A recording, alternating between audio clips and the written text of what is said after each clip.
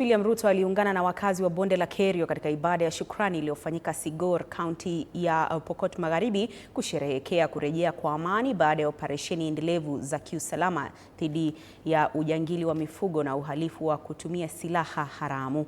Amani imerejea baada ya zaidi ya miongo mitatu ya migogoro, umwagaji wa damu na hali tete kukithiri. Ibada hii ya shukrani ilifanyika katika uwanja wa Chesombur, ikiwakutanisha viongozi wa kisiasa na wa kidini kutoka kaunti za West Pokot, Elgeyo Marakwet, Baringo, Samburu, Turkana na Laikipia.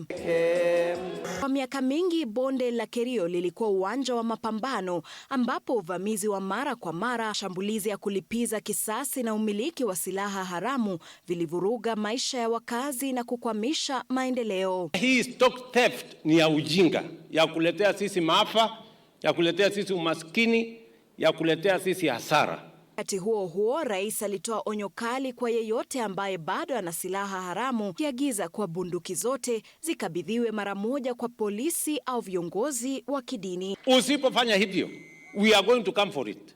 Tutakuja kuchukua hiyo bunduki. Na tukikuja kuchukua hiyo bunduki, utakipata. Si nimesema mapema mchana? Muwafikishie habari.